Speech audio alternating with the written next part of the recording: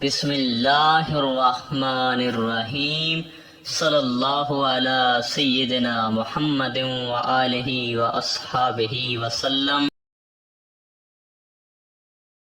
روح زمین پر جب سے انسانی آبادی قائم ہوئی ہے تو انسان کے ذہن میں ہمیشہ سے ایسے سوالات جنم لے رہے ہیں کہ میں کون ہوں، میری ابتدا کیا ہے، میری انتہا کیا ہے، اور اس دنیا میں آنے کا میرا مقصد کیا ہے۔ جب تک انسان ان سوالات کے جوابات اور حقیقت نہ سمجھے تو اس وقت تک وہ بیکار ہے، یعنی وہ کسی کام کا نہیں ہے۔ اور ان سوالات کے جوابات کے لیے انسان نے جب بھی کوشش کی ہے تو اللہ تعالیٰ نے ہمیشہ انسان کی رہنمائی فرمائی ہے، اور ہر دور میں ہر خطے کے لوگوں کے درمیان نبی اور رسول بھیجے، حتیٰ کہ وہ زمانہ بھی آ پہنچا کہ جب روح زمین کے تمام انسان ایک دوسرے کے اتنے قریب آ گئے کہ دنیا کے ایک سرے پر بیٹھا ہوا انسان دنیا کے دوسرے سرے پر بیٹھے ہوئے انسان سے باخبر رہنے لگا۔ اور ایسے وقت میں اللہ تعالیٰ نے اپنے آخری نبی حضرت محمد صلی اللہ علیہ وآلہ وسلم کو بھیج کر بنی نوح انسان پر رہنمائی کی حجت تمام کر دی۔ اور جس خوش نصیب نے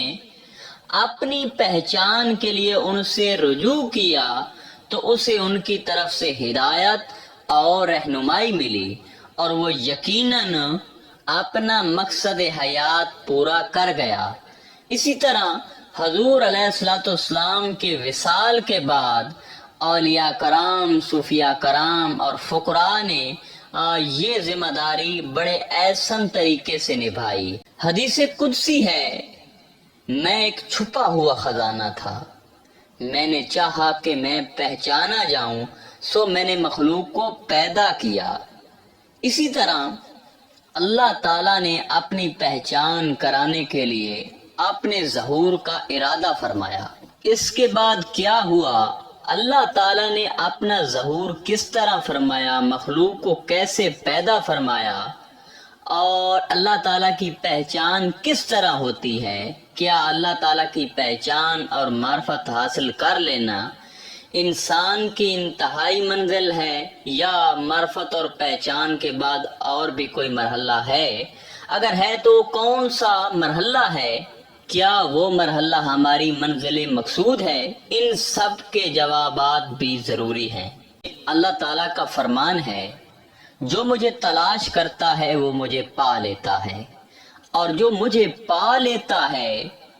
وہ مجھے پہچان لیتا ہے، اور جو مجھے پہچان لیتا ہے وہ مجھ سے محبت کرنے لگتا ہے، اور جو مجھ سے محبت کرتا ہے وہ میرے عشق میں مبتلا ہو جاتا ہے، اور جو میرا عاشق بنتا ہے میں اسے قتل کر دیتا ہوں۔ جسے میں قتل کرتا ہوں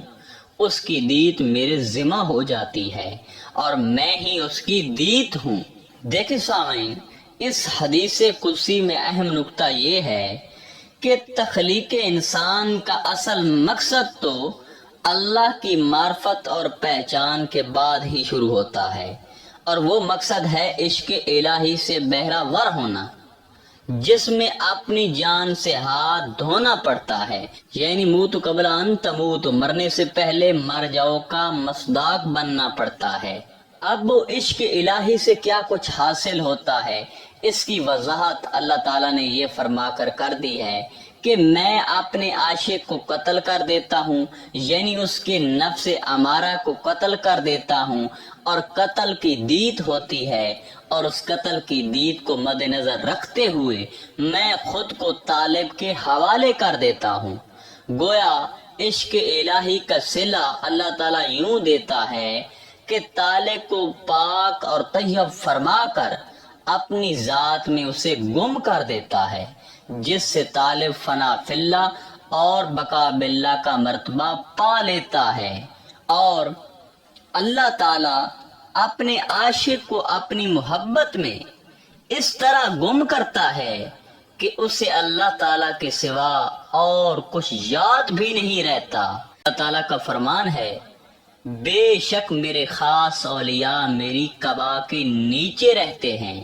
جنہیں میرے سوا اور کوئی نہیں جانتا۔ سو معلوم ہوا کہ انسان کا مقصد یہ ہے کہ انسان اللہ تعالیٰ کی معرفت اور پہچان حاصل کر کے اس کا عاشق بنے۔ وہ اپنے ہی آئینہ قدرت میں خود کو صورت احمدی صلی اللہ علیہ وآلہ وسلم میں دیکھا تو اپنے اس روپ پر خود ہی عاشق و فریفتہ ہو گیا، اور اللہ تعالیٰ کا یہی عشق نور احمدی کا جوہر خاص بنا۔ اس کے بعد اللہ تعالیٰ نے امر شکن فرما کر نور احمدی صلی اللہ علیہ وآلہ وسلم سے 18,000 عالم کی کل مخلوق کی ارواح کو پیدا فرمایا۔ حضور علیہ الصلوۃ والسلام کا فرمان ہے کہ میں اللہ تعالیٰ کے نور سے ہوں اور تمام مخلوق میرے نور سے ہے۔ دیکھیں سامعین، حضور علیہ الصلوۃ والسلام کے نور مبارک سے جب ارواح کو پیدا کیا گیا تو عشق الہی کا خاص جوہر حضور علیہ الصلوۃ والسلام کی نسبت سے ارواح انسانی کے حصہ میں آیا، اور جب اپنے حسن و جمال کی نمائش کے لیے اللہ تعالیٰ نے 18,000 عالم کی مخلوق کی جملہ ارواح کو اپنے روبرو صف اعراف فرمایا تو خود کو اس میں لذات کی صورت میں ظاہر فرمایا، کیونکہ اللہ تعالیٰ وحدہ لا شریک ہے، اس لیے وہ اس میں ذات میں بھی ایک ہے۔ دیکھیں سامعین، یہاں تمام ارواح اللہ تعالیٰ کے حسن بے مثال کو دیکھ کر دنگ رہ گئی اور حسن مطلق کی تعریف اور ذکر میں مست ہو گئی۔ یہی تعریف، ذکر اللہ اور دیدار الہی کی نعمت جملہ ارواح کا رزق بنی، اور وہ اسی رزق پر پلنے لگی، اور پھر حسن و بیدار کی نمائش کے بعد اللہ تعالیٰ نے مزید شفقت اور مہربانی فرمائی اور اپنا حسن بیان بھی ظاہر فرما دیا تاکہ مخلوق اپنے خالق کی مکمل پہچان اور معرفت حاصل کر لے۔ اور پھر فرمایا، الستو بربکم، کیا تم میرے حسن و جمال کے جلووں اور میرے ذکر پر پل نہیں رہے ہو؟ سبحان اللہ، کیا حسن بیان ہے! یہ سن کر تمام ارواح اس حسن بیان کو دیکھ کر بے ساختہ بول اٹھی۔ قالوا بلا،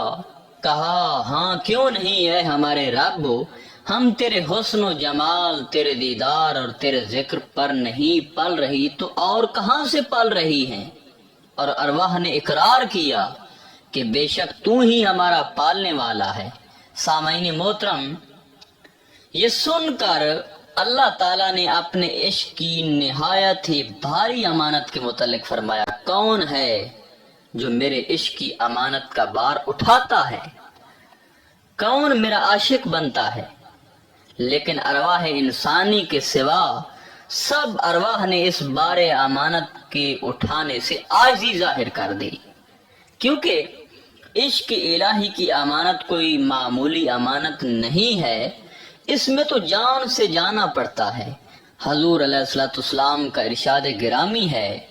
عشق ایک آگ ہے جو محبوب کے سوا ہر چیز کو جلا کر راہ کر دیتی ہے۔ دیکھے سامعین، صرف انسان ہی تھا جو اس جان لیوا آگ میں کود گیا اور خود کو ہر دم کی خلش میں مبتلا کر گیا۔ اس واقعہ کو قرآن مجید نے یوں بیان فرمایا ہے، ہم نے بار امانت کو آسمانوں، زمین اور پہاڑوں پر پیش کیا، سب نے اس کے اٹھانے سے عاجزی ظاہر کی، لیکن عاشق انسان نے اسے اٹھا لیا۔ بے شک وہ اپنے نفس کے لیے ظالم اور نادان ہے، اور انسان کو تمام مخلوق کا سردار بنا دیا اور اسے ایسی عزت اور ایسا شرف عطا فرمایا کہ انسان کے دل کو اپنا گھر بنایا اور اس میں لذات کی صورت میں اپنا جلوہ فرما کر اسے اپنا مظہر بنایا اور اسے اپنا رازداں کر دیا۔ انسان میرا بھید ہے اور میں انسان کا بھید ہوں۔ سامعین محترم، یوم الست انسان نے جب اللہ تعالیٰ کے روبرو ہو کر سرے محفل اس کے عشق کا دم بھر لیا تو اللہ تعالیٰ نے پھر انسان کو ہجر و فراق کی بھٹی میں ڈال کر اس کے جذبہ عشق کی صداقت کو پرکھنا چاہا اور ہزاروں قسم کے پردے حائل کر کے اسے دنیا کے کمرہ امتحان میں لا کھڑا کر دیا۔ اب انسان جب دنیا کے دار و امتحان میں اترا تو اسے بالکل نئے اور اجنبی ماحول کا سامنا کرنا پڑا، کیونکہ اللہ تعالیٰ نے ہر چیز کی اصل پر ایک پردہ ڈال دیا ہے جو اسے محفوظ بھی رکھتا ہے اور اس کی پہچان کا ذریعہ بھی ہے، اور اس پردے کو اس چیز کا ظاہر اور اس کی اصل کو اس چیز کا باطن کہا جاتا۔ اگر دنیاوی زندگی میں چیزوں کی اصل پر یہ حفاظتی پردے نہ ہوں تو چیز ضائع اور برباد ہو جاتی ہے۔ عین اسی طرح انسانی روح سے بھی یہی سلوک کیا گیا ہے کہ اسے دنیا کے مادی سفلی جسم دے دیا گیا جو اس کے لطیف روحانی جسم کے لیے لباس ہے، اور اس مادی دنیا میں اس کے رہنے سہنے چلنے پھرنے اور کام کرنے کے لیے سواری کا کام دیتا ہے، اور ساتھ ہی اس پر 3 شکاری یعنی نفس امارہ، شیطان اور دنیا چھوڑ دیے گئے جو اس کو گھیر کر اس سے اللہ تعالیٰ کی امانت ضائع کرانے کے در پہ رہتے ہیں۔ اور اگر انسان اپنی سواری یعنی زہری حیوانی جسم کی باغ ڈور اپنے ہاتھ میں رکھتا ہے تو بلا شبہ صراط مستقیم پر رہے گا اور اپنے مقصد حیات کو پا لے گا۔ اس کے برعکس اگر شیطان، نفس اور دنیا جیسے دشمنوں نے اس پر غلبہ پا کر سواری کی اور باغ ڈور اس سے چھین لی تو وہ اس امتحان میں یقیناً ناکام ہو جائے گا اور ہمیشہ کی ذات سے 2 چار ہو جائے گا۔ اس دنیا میں انسان 2 جسموں کا مجموعہ ہے۔ ایک مادی جسم ہے جس کی پیدائش نطفے منی کے قطرے سے ہوئی ہے اور اس کا تعلق عالم تعلق کی چیز سے ہے، جبکہ دوسرا علوی لطیف روحانی جسم ہے جسے روح کہا گیا ہے، اور یہ اللہ تعالیٰ کے عالم امر کی چیز ہے۔ مگر ہر 2 جسموں کا ملان اپنی اصل کی طرف رہتا ہے، جیسا کہ فرمایا گیا ہے ہر چیز اپنی اصل کی طرف رجوع کرتی ہے، اور اگر انسان کا اس جسم پر کنٹرول نہ ہو تو یہ زہری جسم حرام حلال کی تمیز نہیں کرے۔ دوسری طرف انسان کا لطیف روحانی اندرونی حصہ اور جسم ہے، اور یہ اللہ تعالیٰ کے عالم امر کی چیز ہے، اور اس کا تعلق زہری اور چکناٹ غذاؤں اور دیگر فانی چیزوں سے بالکل نہیں ہے۔ اس کا طبعی میلان اور رجحان اللہ تعالیٰ کی معرفت، قرب و وصال اور محبت الہی کی طرف رہتا ہے، اور اس کی روزی اس مادی جہاں میں نہیں رکھی گئی بلکہ آسمانوں میں رکھی گئی ہے۔ اللہ تعالیٰ قرآن مجید میں ارشاد فرماتے ہیں اور تمہارا رزق آسمانوں میں ہے جس کا تم سے وعدہ کیا گیا ہے۔ دیکھیں سامعین، یہ آسمانی نورانی رزق وہ غذا ہے جو اللہ تعالیٰ کے ذکر، فکر، عبادت و اطاعت، خیرات و صدقات اور نیک اعمال کی انوار پر مشتمل ہے۔ ملائکہ اور ارواح اس پر پلتی ہیں۔ دیکھیں، مادی دنیا میں انسان کا حیوانی جسم جب کام کاج کرنے اور روزی کمانے سے عاجز رہ جاتا ہے تو اس کی روزی تنگ ہو جاتی ہے اور مناسب غذا کے نہ ملنے سے وہ کمزور ہو کر ہلاکت میں پڑ جاتا ہے۔ اسی طرح روحانی دنیا میں بھی انسان کا روحانی جسم جب اپنی باطنی نورانی غذا میں کوتاہی کرتا ہے تو اس کی روزی تنگ ہو جاتی ہے اور یہ ضعیف ہو کر اللہ تعالیٰ کے قرب اور وصال سے محروم ہو جاتا ہے۔ اللہ تعالیٰ قرآن مجید میں ارشاد فرماتے ہیں، اور جو شخص میرے ذکر سے روگردانی کرتا ہے تو اس کی روزی تنگ ہو جاتی ہے اور قیامت کے روز اسے اندھا اٹھایا جائے گا۔ دیکھیں اس آیت مبارکہ میں ظاہری جسم کی روزی کی بجائے روحانی روزی کی تنگی کا ذکر ہے، جنی باطنی روحانی جسم کے دل کی وسعت لامحدود ہے، نہ اس کی کوئی حد ہے اور نہ حساب۔ اسی طرح ظاہری حیوانی جسم کے ہاتھ پاؤں صرف چند فٹ کے فاصلے تک تصرف کر سکتے ہیں، لیکن روحانی جسم کے ان اعضاء کی صلاحیت اور کارکردگی کا اندازہ اس حدیث پاک سے کیجیے۔ حضرت حارث بن نعمان رضی اللہ تعالی عنہ فرماتے ہیں کہ ایک بار میں حضور علیہ الصلوۃ والسلام کی خدمت میں حاضر ہوا تو آپ نے مجھ سے پوچھا، اے حارث، آج کا دن تم نے کس حال میں پایا؟ تو میں نے عرض کی، سچا مومن ہو کر۔ آپ نے پوچھا، تمہارے ایمان کی کیفیت کیا ہے؟ تو میں نے عرض کی، میرے ایمان کی حالت یہ ہے کہ میں اپنے رب کے عرش کو کھلی آنکھوں سے دیکھ رہا ہوں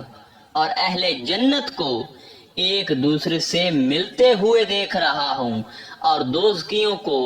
دوزخ میں شور مچاتے دیکھ رہا ہوں۔ واہ سبحان اللہ۔ اسی طرح سیدنا حضرت سلیمان علیہ السلام کے ایک صحابی حضرت آصف بن برخیہ آپ کے حکم پر ملکہ بلقیس کا وزنی تخت 600 میل کے فاصلے سے آنکھ جھپکنے کی دیر سے بھی کم وقت میں آپ کی خدمت میں حاضر کر دیتے ہیں، حالانکہ ان کا گوشت پوست کا ظاہری جسم تو اپنی جگہ سے ہلا تک نہیں۔ تو معلوم ہوا کہ ان کے روحانی جسم کے ہاتھ، پیر اور آنکھوں کا تصرف ہی اتنا ہے کہ انہوں نے ایک بظاہر ناممکن کام کو کر دکھایا، اور انسان کو اشرف المخلوقات کا مرتبہ بھی اسی روحانی جسم کی استعداد کی بنا پر عطا کیا گیا کہ ملائکہ پر برتری کا سبب بھی انسان کا روحانی جسم ہی بنا ہے، اور روحانی جسم کی فطرت اسلام پر واقع ہوئی ہے اور اس کے اندر دینی اور اسلامی استعداد ازل سے موجود ہے۔ اس استعداد اور فطرت کو سلامت رکھنے، پروان چڑھانے اور مکمل کرنے کا نام اسلام اور عرفان ہے، اور اسی کو عشق و اعمال، مشاہدہ، فنا اور بقا کہا جاتا ہے۔ اور انسان کے متعلق ایک اور راز قرآن مجید میں ہمیں ملتا ہے، ہم نے انسان کو ملے جلے نطفے سے پیدا کیا تاکہ اس کی آزمائش کریں، اور ہم نے اسے سننے والا اور دیکھنے والا بنایا۔ اب اس آیت کی تفسیر اور تشریح ہر کوئی الگ الگ نکالتا ہے، مگر یہاں ملے جلے نطفے سے مراد انسان کے یہ دونوں جسم ہیں، ظاہری اور باطنی۔ لہذا ہمیں چاہیے کہ ہم اپنے روحانی باطنی جسم کی تکمیل کریں، اور یاد رہے اس کی تکمیل صرف قلبی ذکر سے ہی ممکن ہے، کیونکہ روحانی جسم کی غذا خوراک ذکر اللہ ہے، جسے دائمی طور پر جاری کر کے ہی ہم اپنے روحانی باطنی جسم کو تندرست رکھ سکتے ہیں۔ اور ذکر اللہ کی سب سے آسان اور تاثیر کی صورت کا نام تصور اسم ذات ہے، کیونکہ انسان جب تصور اسم ذات کے ذریعے ذکر اللہ کرتا ہے تو ذکر اللہ کی نوری غذا سے انسان کا قلب زندہ اور بیدار ہو کر ذکر اللہ میں لگ جاتا ہے۔ فرمان حق تعالی ہے، تحقیق وہ لوگ جنہوں نے عہد کر لیا کہ ہمارا معبود اور مقصود اللہ تعالی ہے اور اس بات پر ثابت قدم رہے، ان پر فرشتے نازل ہوتے ہیں جو انہیں خوشخبری اور بشارت دیتے ہیں کہ تمہیں آخرت کے متعلق خوف و غم نہیں کرنا چاہیے۔ بلکہ اس جنت کی خوشی مناؤ جس کا تم سے وعدہ کیا گیا ہے۔ انسانوں کی طرف اللہ تعالیٰ فرشتے بھیجتا ہے جو انہیں خوشخبریاں دیتے ہیں، لیکن ان فرشتوں کو دیکھتا اور ان کا کلام سننے کے قابل وہی شخص ہے جس کی روح بیدار ہو، جس کا دل زندہ ہو اور جس کے روحانی جسم کے کان اور آنکھیں بحال ہوں، کیونکہ مردہ دل نفسانی لوگ یہ قدرت نہیں رکھتے کہ وہ عالم غیب کی مخلوق کو دیکھ سکیں یا ان کا کلام سن سکیں۔ فرمان حق تعالیٰ ہے، اے انسان، بے شک تو اللہ کی طرف کوشش کرنے والا ہے اور اس سے ملاقات کرنے والا ہے، فَفِرُّوا إِلَى اللَّهِ، پس دوڑ اللہ کی طرف۔ پھر فرمان حق تعالیٰ ہے، تم ہاتھ پر ہاتھ دھر کے بیٹھے ہو اور تمہارا رب تمہاری طرف دیکھ رہا ہے۔ آخر میں دعا ہے کہ پروردگار ہمیں اپنی پہچان عطا فرمائے اور جو گفتگو ہوئی ہے اس ویڈیو میں اسے سمجھنے اور اس پر عمل کرنے کی توفیق عطا فرمائے۔